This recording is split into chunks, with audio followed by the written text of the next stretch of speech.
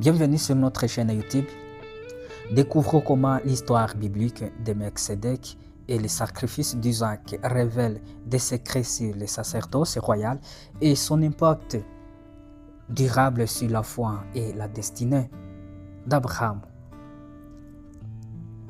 Melchisédek est l'un des personnages les plus énigmatiques de la Bible, qui apparaît pour la première fois dans l'histoire d'Abraham.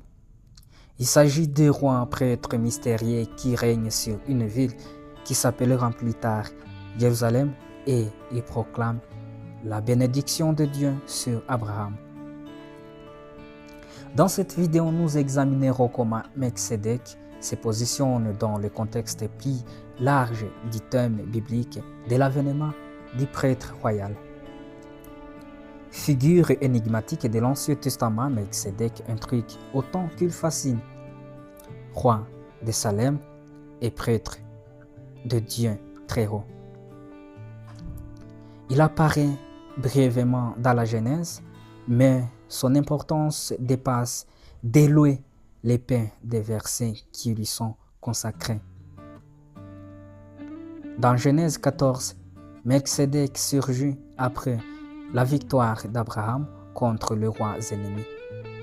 Il lui offre du pain et du vin. Et les bénit au nom de Dieu très haut. En retour, Abraham lui donne la dîme de tout. Ces gestes marquent l'importance spirituelle de Melchisédek qui n'est affilié à aucune lignée sacerdotale humaine connue. Son autorité semble venir directement de Dieu, sans médiation.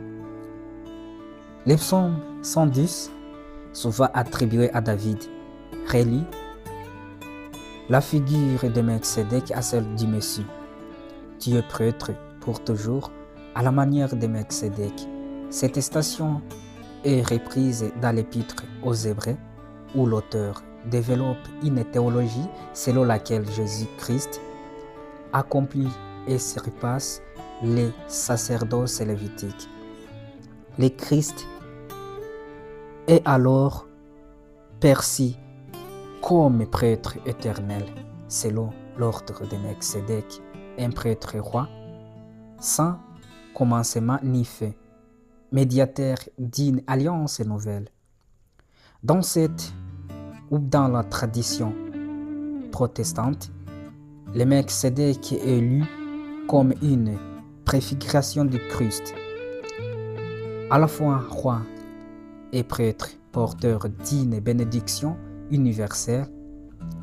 Il incarne une fonction sacerdotale non liée à la foi mosaïque, ce qui renforce l'idée d'un salut ouvert à toutes les nations par la foi. Son nom même, roi de justice, Melchisédek et roi de la paix Salem, anticipe les titres messianiques attribués à Jésus. Son apparition soudaine, son absence de généalogie et son rôle d'intercesseur en font une figure charnière entre l'Ancien Testament et le Nouveau Testament. Melchisédek demeure ainsi un témoin silencieux d'une théologie du salut par la foi, de la paix et de la justice, autant de valeurs au cœur du protestantisme. Merci de nous avoir suivis. Veuillez vous abonner massivement, vous ne serez pas déçus. Merci.